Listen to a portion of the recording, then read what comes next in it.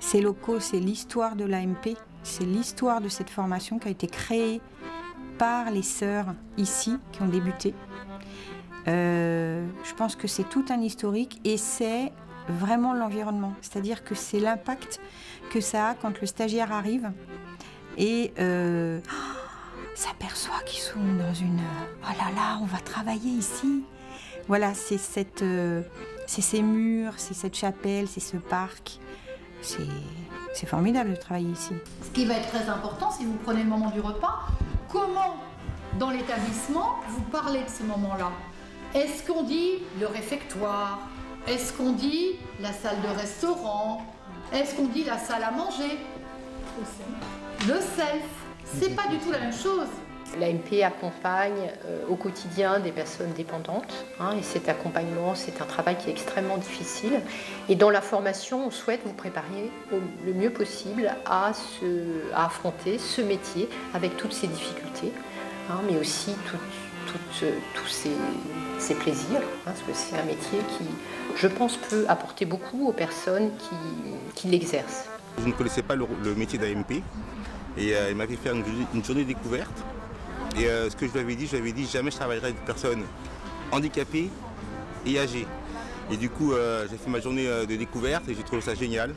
Du coup, je suis tombé dans le bain et puis voilà, je me suis dit, je vais faire carrière là-dedans.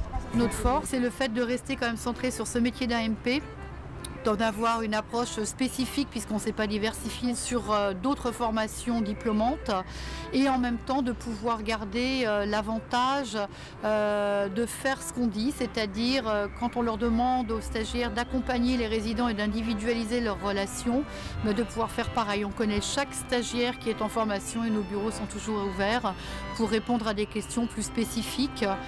J'ai souvent pu constater que c'était très difficile pour des étudiants en travail social, même quand ils sont dans des formations supérieures à celles d'AMP, de transposer justement la théorie sur la pratique. Et je pense que la formation d'AMP, c'est vraiment une des celles où on apprend à réfléchir à soi-même comme son propre outil de travail. C'est vraiment une formation qui est basée sur l'alternance, où on considère que la personne est en situation de travail et on essaye de faire avec ça. C'est plus que scolaire. C'est vraiment un deuxième apprentissage de la vie, je pense. Parce que c'est un futur métier, mais c'est aussi un apprentissage. La psychologie, voilà, il y a des choses que j'ai pas appris à l'école. Puis après, c'est au niveau, donc je pense à un qui bloquait beaucoup dans mon unité, et puis au fur et à mesure, on a réussi.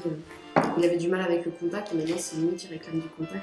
Ça, je trouve ça génial. Nous sommes 4 et formateurs permanents, et nous avons fait le choix d'avoir comme personnes qui travaillent avec nous des professionnels qui, eux, ont l'avantage de bien connaître le terrain, et ça nous permet de ne pas être isolés dans notre tour d'ivoire de formateurs, mais de faire vraiment du lien théorie-pratique en étant en contact avec des professionnels. Si on ne cherche pas à comprendre ce qu'il y a derrière la stagiaire, l'humain, je pense qu'au niveau professionnel, on ne peut pas l'accompagner correctement.